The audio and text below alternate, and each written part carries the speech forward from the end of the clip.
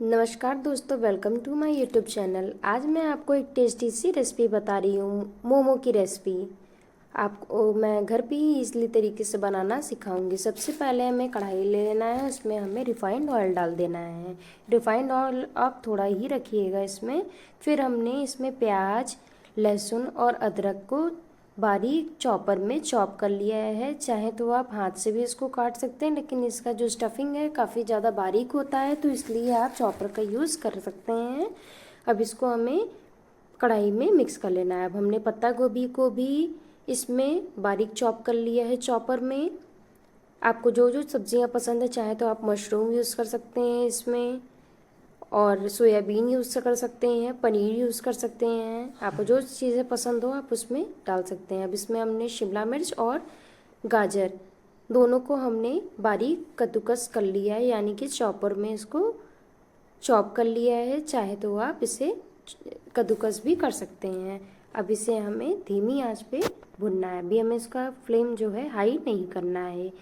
मैं आपको street style आज आपको टेस्टी सी मोमो की रेसिपी घर पे ही दे रही हूँ। ये बहुत ही ज़्यादा टेस्टी बनी हुई है रेसिपी। आप भी इसे ज़रूर ट्राई कीजिएगा, आपको मेरी रेसिपी बिल्कुल पसंद आएगी। अब इसमें हमें थोड़ा सा इसमें काली मिर्च का पाउडर डाल देना है। ध्यान से डालिएगा, क्योंकि हमने इसमें प्याज, लहसुन, अदरक और ग्रीन चिली को भी इसमें हमने चॉपर में कद्दूकस किया है, तो इस वजह से ये थोड़ा सा स्पाइसी हो सकता है, इसलिए आप केयरफुली इसे डालिएगा। अब हमें इसमें स्वाद अनुसार नमक डाल देना है, यानी कि सॉल्ट डाल देना है। अभी हमें इसमें और भी इंग्रेडिएंट्स डालने हैं, मैं आपको एक एक करके बताती जाऊंगी। टेस्ट बढ़ाने के लिए थोड़ा सा इसमें मैगी मसाला डालिएगा, ये तो ऑप्शनल है। आपको अगर अच्छा लगता हो मैगी मसाला तो थोड़ा सा डालिएगा, नहीं तो ये ज़रूरी भी नहीं है। अब इसमें हमें डालना है सोया सॉस। सोया सॉस आप इसमें डालिएगा। चाइनीज़ फूड में सोया सॉस ज़रूर पड़ता है, इससे टेस्ट भी बहुत ज़्यादा अच्छा लगता है। अब हमने इसमें थोड़ा सा सोया सॉस डाल दिया है। अब हमें इसमें वाइट विनेगर डालना है, यानी कि सफ़ेद सिरका। आप इसमें थोड़ा सा ही कीजिएगा, नहीं तो ये ज़्यादा खट्टा हो जाएगा। अब इसको हमें हाई फ्लेम पे इसे थोड़ी देर तक भून लेना है। आप ये ध्यान रखिएगा, जो हमारा पत्ता गोभी और गाजर और शिमला मिर्च है, थोड़ा सा हमें इस हिसाब से भुनना है कि थोड़ा सा क्रंची बना रहे। अब हमें इसमें मैदा ले लेना है। मैदा को आप छान लीजिएगा पहले, फिर इसमें हमें थोड़ा सा नमक डाल देना है। नमक ज़्यादा नहीं डालना है, क्योंकि हमारे स्टफिंग में भी नमक ऑलरेडी पड़ा हुआ है।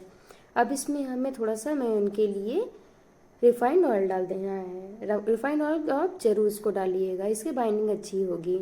अब इसे हमें सभी को हाथों की सहायता से मिक्स कर लेना है। आपको जितना मोमो बनाना होगा आप उस हिसाब से आप आटा लीजिएगा। अब इसका सॉफ्ट इसका आटा हमें डो इसका रेडी कर लेना है पानी की सहायता से। ज़्यादा इसको गीला मत करिएगा, नहीं तो हमारी इसकी जो मोमो की पूड़ियाँ बिल्कुल भी नहीं बन पाएंगी। हमने देखिए आटा को रेडी कर लिया है। अब हमें साइड बाय साइड हम इसको चटनी भी बनाना आपको सिखाएंगे। हमने एक पैन ले लिया है, उसमें हमने रेड चिली ले लिया है। होल रेड चिली हमें लेना है। टमाटर हमने आधा आधा पीसेस कर लिया है।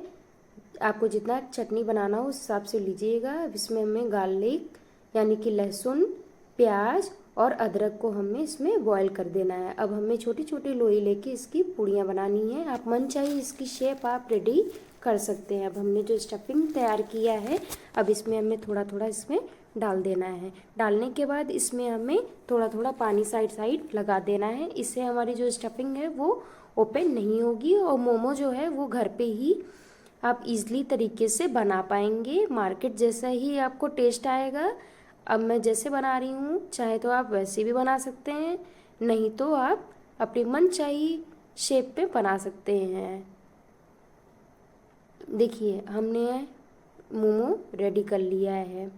अब ऐसे ही आप हाथों की सहायता से धीरे धीरे से चिपकाते रहिएगा।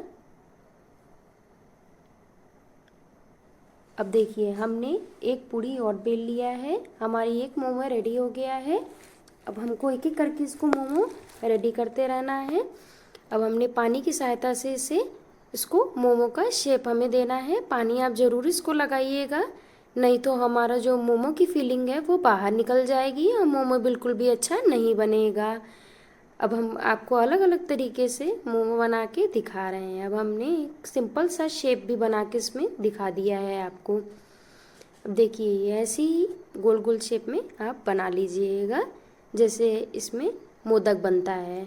अब हमने एक फ्लावर का शेप दे दिया। अब ऐसे ऐसे में करके हमने एक भगोना ले लिया है। भगोने पे हमने जाली वाली थाली लगा दिया है। उस पे हमने पत्ता गोभी का पत्ता रख दिया। पत्ता गोभी का पत्ते से ये होगा कि हमारा जो मोमो है वो चिपकेगा नहीं। और थोड़ा सा हमने पत्ता पे इस पे थोड़ा सा रिफाइंड ऑयल लगा दिया है। ये ऑप्शनल है, आप चाहें अगर आपके पास इसका पत्ता गोभी का पत्ता हो तो आप रखिएगा, नहीं तो कोई बात नहीं, आप रिफाइंड ऑयल लगा लीजिएगा। अब हमें एक एक करके thanks for watching my YouTube channel. अब आप देखिए हमारा मोमो रेडी हो रहा है। ये कितना ज़्यादा टेस्टी लग रहा है, परफेक्ट शेप आई है और ये बहुत ही ज़्यादा टेस्टी बना हुआ है। आप ऐसी ही आँच को ज़्यादा तेज़ मत करिएगा, नहीं तो हमारा जो मोमो है वो अच्छा नहीं बनेगा।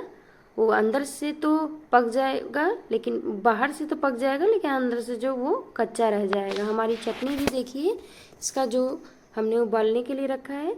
अब हमें इसको, हमारा मोमो रेडी हो गया है। कुछ हम आपको फ्राई करके दिखाएंगे और कुछ हम आपको स्टीम दिखाएंगे, आप जैसे आपको पसंद हो, क्योंकि कुछ लोग इसको फ्राइड भी खाते हैं और कुछ लोग इसको स्टीम भी खाते हैं। अब इसे हमें उलट पलट के रिफाइंड ऑयल में इसे फ्राई कर लेना है। आप चाहें तो नॉन स्टिक की कढ़ाई में भी फ्राई कर सकते हैं या लोहे की कढ़ाई में भी आप फ्राई कर सकते हैं। Thank you very much, bye bye. अब आप देखिए हमने ऐसे ही करके इसको सारा बना लेना है। अब ये हमारा चटनी भी रेडी हो गया। हमने इसे मिक्सर जार में पीस लिया है। थोड़ा सा नमक और सॉस टोमेटो केचप डाल के हमने दो तरीके से आपको दिखा दिया है, एक फ्राइड है एक नॉन फ्राइड है, यानी कि स्टीम है। ये इतना ज़्यादा टेस्टी लग रही है, ट्राई कीजिएगा आप। Thank you very much, bye bye.